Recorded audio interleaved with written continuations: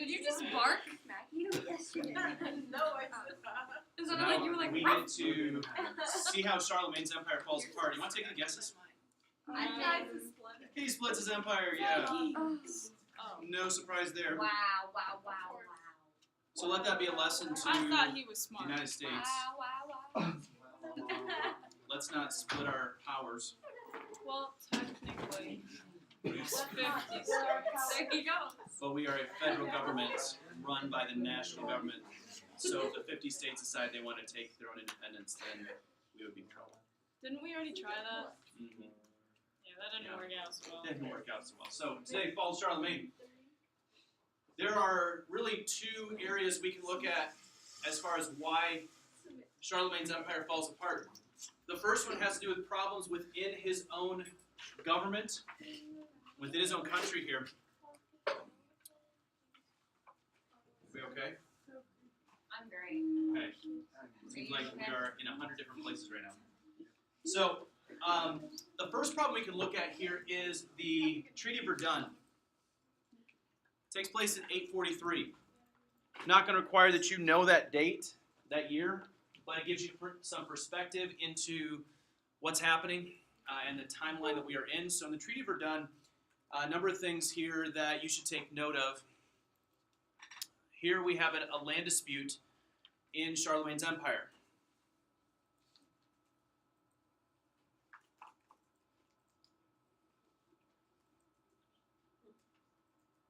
Now, one of the ways that Charlemagne chose to rule was to have governors or some of his other political leaders to oversee other territories around him.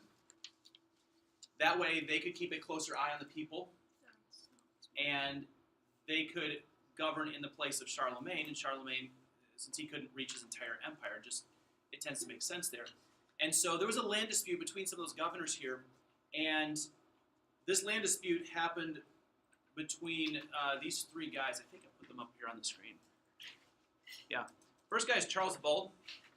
I thought that was a joke when he put it on there. No. Like, That was his name. Oh, I thought that was funny. I was literally Yeah. laughing at that. That's a god. What? I didn't know Is it he was bald, bald or is that just his name? Probably it has to do with his physical features just a little bit. For real? For real. Did he get named later? So, like Pepper Julie the the Short, Blonde. yeah. What? Yeah, because it's So- beautiful. Oh my Yeah, gosh, premature Julie. Which This- Charles are you, the great or the bold?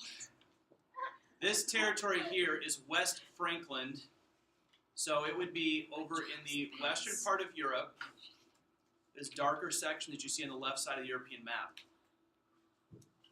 And then we have the east side, which they called East Frankland.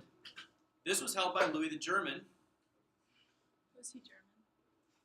You know, I would hope so. Why do they keep naming these people their name and then the whatever? This is the beginning of when we start seeing some of the surnames being added to the end. Buddy. When you think about many of our last names, so the name Johnson, Okay, so there's Johnson, yeah, son of John or Johnson. Cheatham though. You'd have The to cheat dig of on that Ham. one. I don't know. I know it's Charles. Maybe Charles the Bass. he owned a berry patch. Still. I don't know. Shit. I have no idea. Yeah, very good. Now there's a section there in the middle. The central section there in the middle, that yellow section, was controlled by Lothair. Got a lot of hair.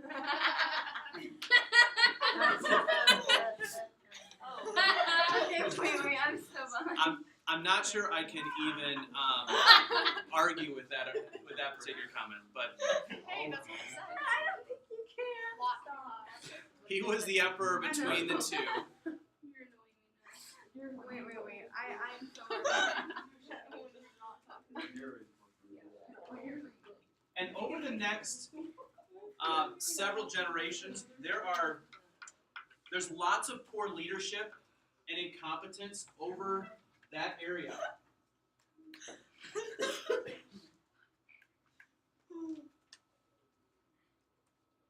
They struggled with good leadership And really, Charlemagne was unable to get anybody to help him out. Let's try to look up here. You think Lothair and Charles the Bald were enemies? I bet they were back then. Not necessarily enemies, no. I bet they hate each other. Yeah, Charles the Bald was just jealous. At least secretly. So let me just give for you an example here. You guys are loving the names that people are giving to each other. Why are you still laughing? Breathe. Some of these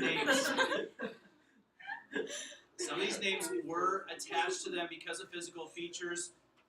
Some of them were given to them because they were an attempt to make a mockery of the leadership, because of the fact that many of these governors were not very competent. They were not good leaders, not like Charlemagne. And so just take a listen to some of these other ones that were part of it. We have Louis the Stammerer. There's Charles the Fat. I was about to say me.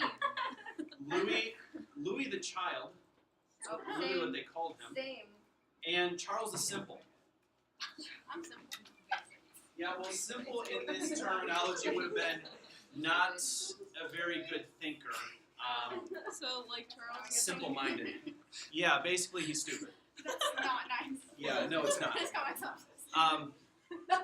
So You just called yourself stupid. they were not very kind to one another here. Wait. Incompetence. Yeah. Now, besides the problems within the government, and let me just put in a little bit of a plug here for our political leaders here in the United States. You guys have seen the trends. You've seen how many of the empires fall because they divide their power. They argue among one another, and that's really what happened here in Charlemagne's empire, is that these guys started arguing, and they divided it up. And so we look at the United States, we look at our current current government system, and while it has worked for a couple hundred years, we've got to be very careful about being that divisive in our government. It doesn't take much to light a match to divide people in this country.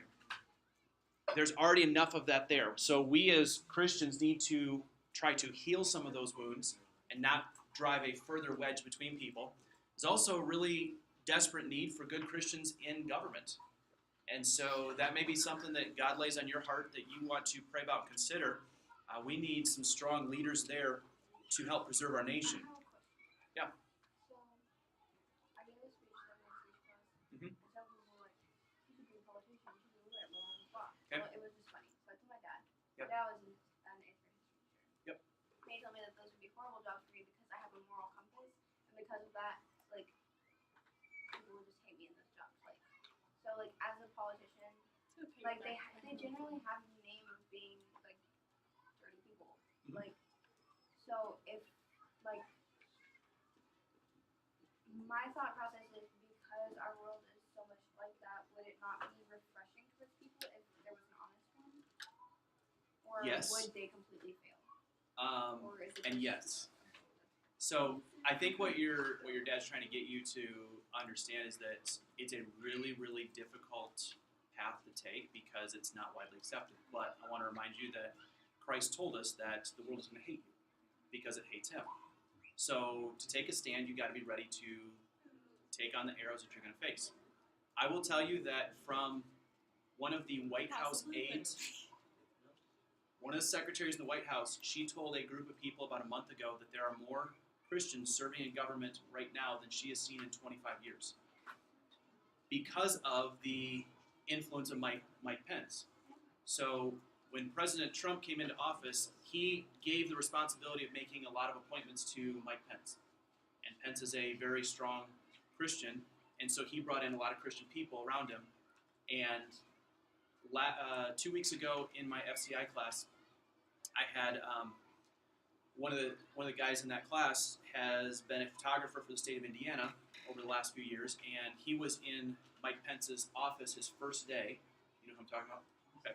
In his first day, and first day as governor, he sat down with his cabinet and he said, "Okay, I'm a Christian, and I'm going to open every cabinet meeting we have with prayer, If you don't like it, that's okay. You can just sit quietly, but that's the way I govern things. And this guy that was telling me the story, he took a picture of Mike Pence in prayer. Everybody around the table had their head bowed and at least was being respectful. And he has carried that on to the vice presidency and opens his meetings with prayer. Oh, the National Day of Prayer. I was doing that day, but two of my best friends actually went and met him. Oh, yeah? And It's really cool. Yeah. A meeting he's leading or any meeting he's in? When he's leading. Okay. Yeah. you have to Force I was gonna be like, Yeah. what if Trump I'm in this calls a meeting, we'll pray. Like, okay, Mr. Trump, can we just stop and pray for a minute? No, it's optional. Obviously, if people don't want to participate, they don't have to. He's not going to force them to. Like it's the same here. Like the praying class, not everybody's. So let's talk about some of the external problems that brings down Charlemagne's empire. One of the problems here are the Muslims that begin to attack from Africa. We already talked about Charles Martel, how he turned them away at one point. Well, the Muslims are not going to give up. And so they're going to come in, they're going to continue to attack and attack and attack. We also have attacks coming in from a group of people called the Magyars. These come from the east. So up on our map on the wall, they're coming from this location here. And they are going to attack in this direction. Many of them come in even from modern-day Hungary, and they're going to come in to attack the eastern side. So he's getting attacked from the south. He's also getting attacked from the east. So is that the Muslim, or is that This is the Muslim warrior, okay? How do you say that? Magyar. Imagine. Now these guys were known as the scourge of Europe. The Magyars were. They were known as the scourge of Europe. Now where have we heard that term scourge before? Okay, we've heard that there. There was another group of people that were called the scourge of God. The Crusades. No? We got to that yet. They also came from the east. Muslims? Yeah. Pagans. The what? The pagan. No? The Ottoman. No? The Muslims. Oh, is it? Think about a very vicious warrior-like people. Huns. The Vikings. Huns. There we go. Yeah, the Muslims. I was gonna say Attila. Yeah. The Golden Horde was known as the Scourge of God because they came in and they destroyed everything in their place. Here we have the Scourge of Europe, where the Magyars were pretty vicious in the way that they came in and took care of things. Then we also have the Vikings. The Vikings come from where? North. The north, okay? Where from the north? Scotland. No, not Scotland. Yorkshire, Ireland. Friendly. Okay, Norway. yeah, so what do we call this group up here on the map? The The Vikings. What do we call this? the Well, that's wrong. That's up there. the Baltic Peninsula. No, No. we talked about this in geography last year. I don't It remember. says know, it. it's- I can't read are it you- though. Been a Up long to this- time, I know. Is it a peninsula? The Balkans. It's Can you not give us a hint? Starts with an S. Scandinavia. There it is. There it is. Okay, That's Scandinavia. not what that says. So specifically, the Vikings are coming down from Scandinavia, and they are now attacking from the north. And I think it's important that we take note of a few things with these Vikings and what they do. So they come from Scandinavia, which is part of Norway, Sweden, Denmark up here. What was their occupation? What are the Vikings known for? Killing, okay. But besides killing people, what else? Shit. Like Well, yeah, sea stuff. yeah. They're shipbuilders. Okay, they are sailors on the open sea. Yeah, the ones with the big rowy things. Yeah. Whoa. Wow, good. Hey, I will take any background knowledge I can get, even if it's from Disney or whoever produced that. DreamWorks. So these guys were shipbuilders, they were soldiers, they were sailors. Why were they so vicious? Why did they go and attack people and earn this reputation of Because being it was cold up there. okay? Cold up there. What else? It was warm down there. Well, yeah. Because they didn't have any resources. It's also- so they went to get- Okay, they were looking for resources. So For what? up here in Scandinavia, it's cold. There's a lot of ice. They are looking for easy targets, and so many of the Vikings are going to go target monasteries. They're going to find this group of people that are unprotected, have no weapons. They know that the monasteries are against war, and so it was really simple to go in there and to defeat them. They would steal stuff from them. So a couple things that they did when they were attacking. They had a very organized fashion of hit and run technique. They would go in there, they would come in very quickly, attack you, get out. They did not want a sustained battle or sustained war because they did not have a lot of endurance. They were fierce, but they weren't going to be able to fight for very long. And so there were a group of people that were called berserks. Never heard of these guys. Have you? Darts. Because they're In Assassin's Creed, they have Yeah. berserk darts. B-E-R-Z, excuse me, B-E-R-Z-E-R-K-S. Is that under Vikings? Yeah, this would be under Vikings here. Do you have it? I have it in stuff I'm talking about with Vikings. It's not going to show up on the screen. Yeah, it's B-E-R-Z E-R-K-S. These are the berserks. These guys wore bear skins. These guys are typically what you would think of as your Viking that wear the horned helmets, the bear skins. They chewed a weed. It was some sort of drug weed that actually made them mentally They have that in Assassin's hallucinating Creed. or something. They have that on the TV show. People. I knew his team. Everybody knows you watch TV. Everybody knows that's what Okay. TV show. Okay. But they had those. This- Mr.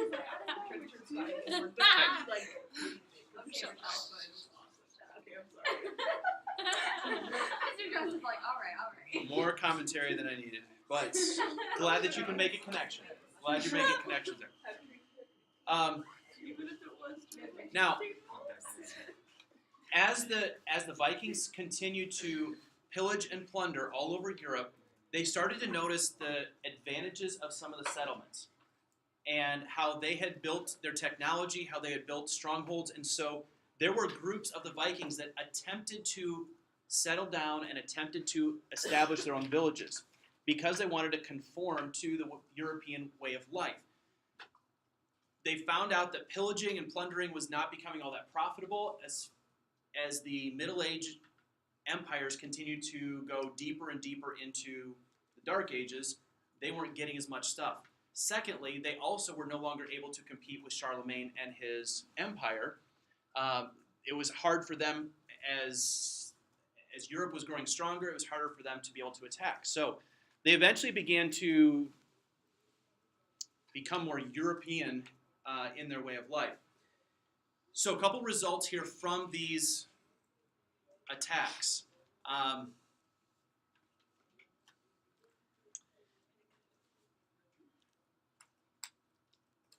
First of all, there is the assimilation factor. Both the Vikings and the Magyars end up assimilating and grouping in with the rest of the Europeans. Okay, we need to make sure that we understand assimilate means to become part of their culture. So the Vikings eventually begin to disappear, so do the Magyars, because they settle down into Europe and they conform to the rest of the European way of life. There is one group out of the three people that attacked that did not assimilate. Who are they? Muslims, yes. So the Muslims were rejected. Europeans did not allow the Muslims to join their society. Why not? They were afraid the Muslims were going to convert everybody. Okay, it was a religious principle thing. They already had the Catholic Church, which was very strong in Europe. So they told the Muslims, go away, we don't want you.